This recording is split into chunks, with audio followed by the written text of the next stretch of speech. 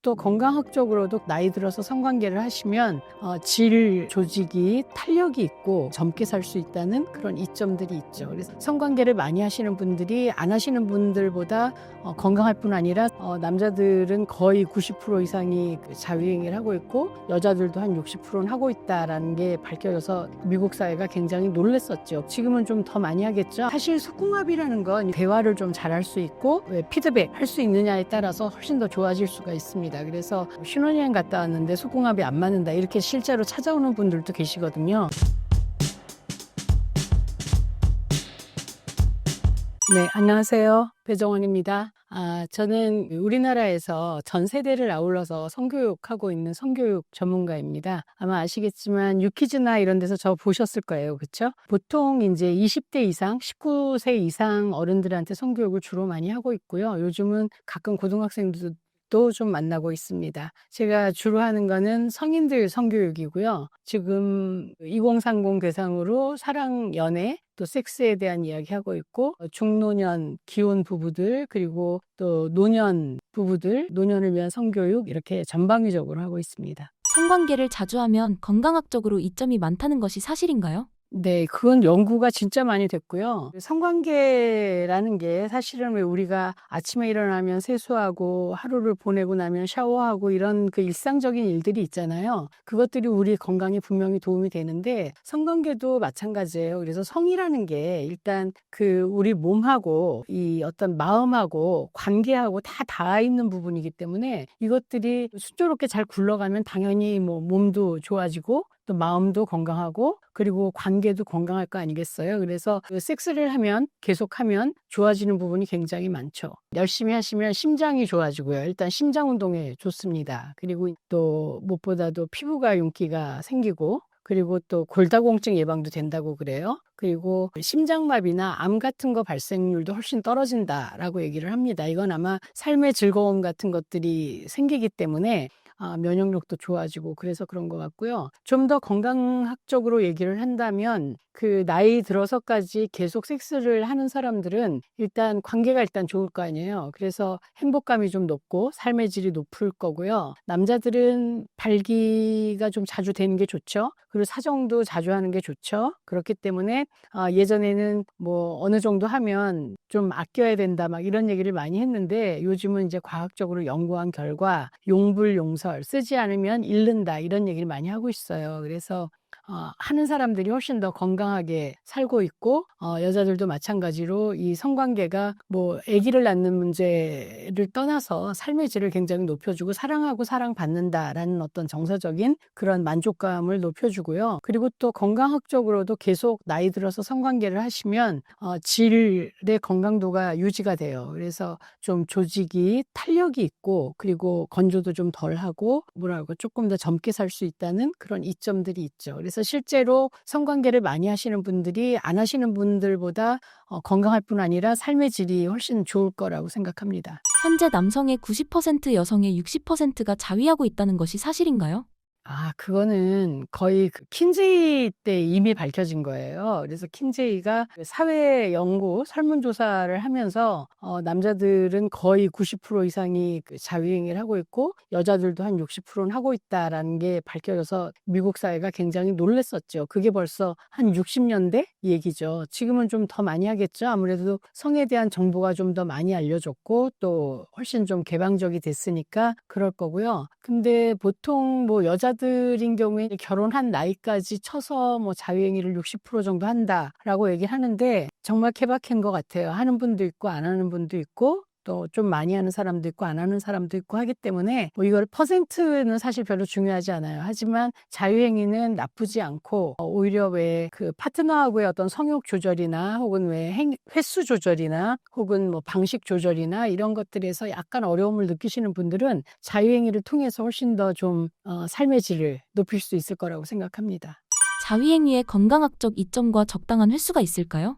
자유행위 하면 일단 그 욕구를 좀 풀 수가 있잖아요. 그래서 성적 긴장을 좀 해소하고 하기 때문에 건강에 좋죠. 그리고 특히 자신의 어떤 쾌감이나 성감 같은 것을 잘 알아챌 수가 있으니까 실전에서 파트너랑 하는 성관계에도 분명히 도움이 될 거고요. 그리고 이제 성욕 부분에서도 나는 뭐 조금 더 하고 싶은데 파트너가 하기 싫어해서 못하는 분들은 자유행위를 통해서 내가 나 스스로를 만족시키고 또 성적 긴장을 풀어내고 한다는 점에서 해로울 게 없는 행위입니다. 근데 이제 조금 걱정되는 건 포르노 같은 것을 계속 보면서 자극적인 영상을 계속 보면서 자유행위하는 건 조금 걱정되죠. 왜냐하면 그 실제 파트너가 그 영상 속의 주인공들처럼 그렇게 막 오르가즘을 팍팍 느끼고 그리고 또 그런 몸이 아니고 그렇게 자극적인 방식으로 하는 걸 좋아하지 않을 수 있기 때문에 그런 포르노를 계속 보면서 자유행위를 하고 만족하고 그러다 보면 실제 내 파트너하고 잘 안 되는 경우가 있어요. 그래서 상상으로 하는 것은 얼마든지 오케이인데 어떤 영상 같은 것을 보면서 자꾸 자극의 이 강도를 높여가면 실제 성생활에 좀 문제가 생길 수 있습니다.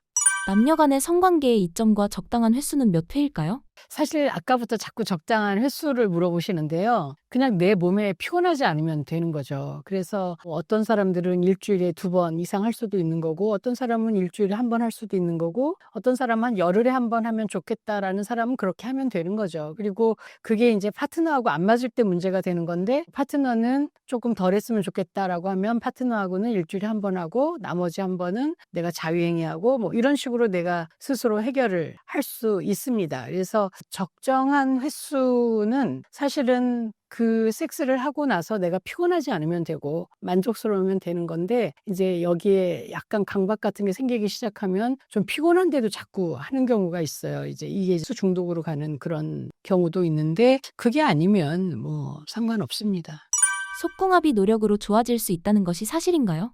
네, 속궁합에 대해서 이런 질문을 받은 건 처음인데요. 대개의 경우 속궁합이 되게 중요하다 이렇게 얘기를 하시는 경우가 많아요. 그래서 속궁합이 안 맞으면 정말 헤어지나요? 이런 질문을 많이 받아봤는데 사실 속궁합이라는 건 사주처럼 완전히 정해져 있는 건 아닐 거라고 생각해요. 근데 물론 이제 성기가 규격이 있잖아요. 그래서 뭐 몇 센치, 뭐 깊이가 얼마, 뭐 이런 부분이 있기 때문에 분명히 좀 더 잘 맞는 느낌이 드는 사람도 있겠죠. 그리고 또 특히 거기에 사랑하는 마음 같은 것들이 이제 추가가 된다면 훨씬 더 이 부부간의 섹스가 훨씬 더 좋을 텐데 사실 속궁합이라는 건 이거는 얼마나 내가 저 사람을 사랑하고 또 얼마나 이런 어떤 대화를 좀 잘할 수 있고 왜 피드백 할 수 있느냐에 따라서 훨씬 더 좋아질 수가 있습니다. 그래서 여러분 생각해 보시면 대화를 나눌 때 잘 모르는 사람하고는 대화를 나누기가 좀 어렵잖아요. 너무 모르니까. 근데 잘 아는 사람하고는 굉장히 쉽게 대화를 이끌어갈 수 있단 말이죠. 그거하고 마찬가지로 속궁합도 그래요. 그래서 어떻게 하는 게 좋은지 어떤 방식이 더 나를 좀 즐겁게 해주는지 이런 이야기를 나눌 수 있으면 얼마든지 더 좋아질 수 있죠.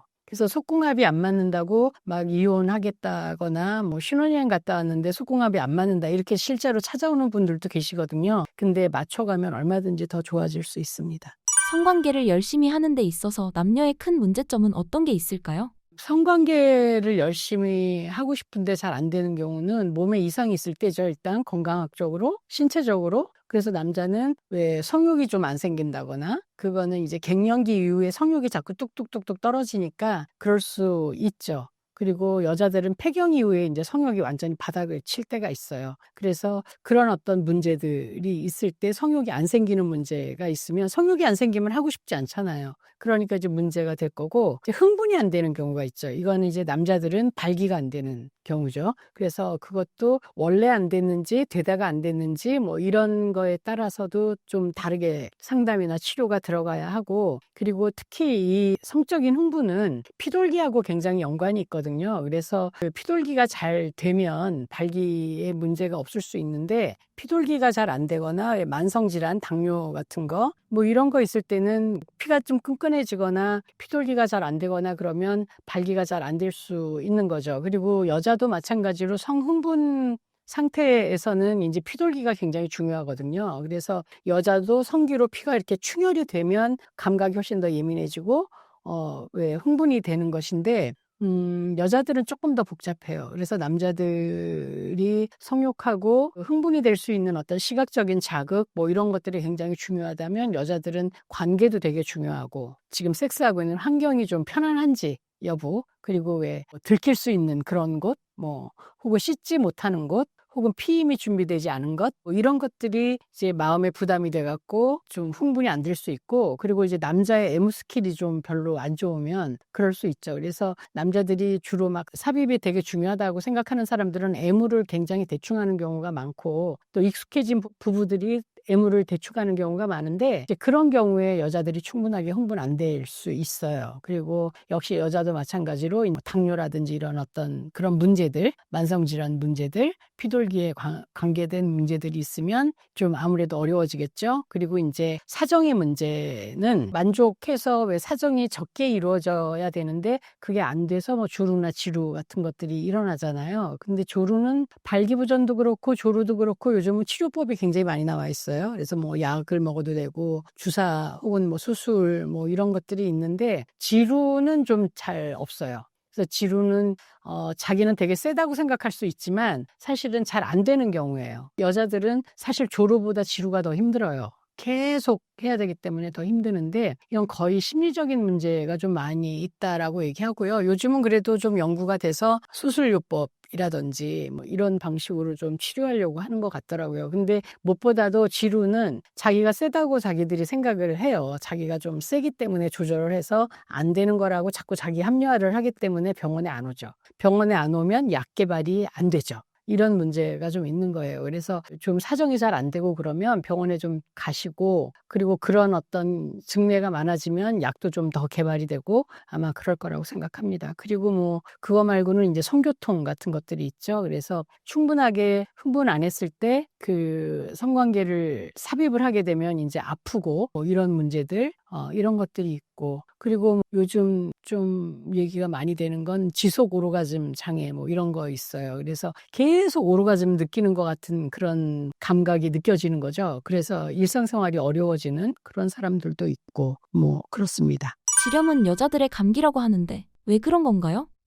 지렴은 사실은 여자의 질은 자궁 경부하고 그 질 입구를 이렇게 이어주는 통로 같은 부분이에요. 거기까지만 이제 음경이 들어오는 거죠. 그런데 거기는 그 질은 원래는 장작용이 되어 있어서 유익균과 유해균의 균형이 잘 맞는데, 질염은 일단 좀 너무 많이 씻는 사람들, 너무 지나치게 깨끗하려고 하는 사람들 한테 많이 일어나죠. 그래서 질소까지 세정제를 이용해서 씻는 경우가 있는데 그런 경우에 이제 균형이 깨지면서 일어나는 경우가 많고, 혹은 면역력이 좀 떨어졌을 때, 그래서 내 몸에서 왜 유익균을 잘 못 만들어내고 그래서 유해균이 막 번식을 하면 좀 질염에 자주 걸리죠. 근데 이 질염이라는 게 육체적인 문제뿐만 아니라 정신적인 문제도 굉장히 영향이 있어요. 그래서 그 너무 심리적으로 스트레스 받거나 피곤하거나 힘들고 뭐 이럴 때, 혹은 또 육체적으로 그럴 때 질염이 자주 오거든요. 근데 질염을 치료할 수 있는 방법은 너무 많아요. 그리고 빨리 가면 더 빨리 쉽게 치료할 수 있기 때문에 병원에 빨리 가시면 좋죠. 그러니까 왜 뭐 질에서 너무 그 예전 같지 않은, 평상시 같지 않은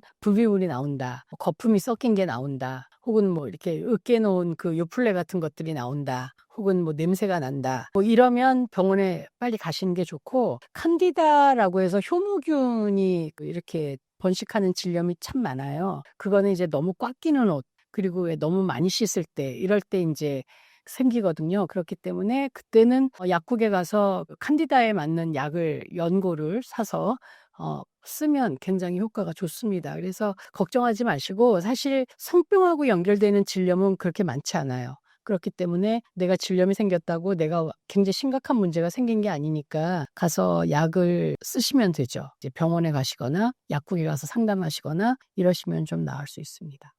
사랑 없는 관계와 건강하지 못한 스킨십의 문제점은 무엇인가요? 근데 요즘 사랑 없는 관계는 너무 많아졌어요. 캐주얼 섹스가 많아졌어요. 그리고 특히 이제 온라인 앱으로 만나는 경우도 꽤 많이 있잖아요. 그래서 사람들이 정말 그냥 사랑까지는 아니어도 성적 긴장을 좀 풀기 위해서 섹스를 하는 경우들이 좀 많아진 것 같아요. 근데 이제 이때 조심하셔야죠. 뭘 조심해야 되냐면, 뭐 사랑이 있느냐 없느냐는 사실 성인이 알아서 하면 돼요.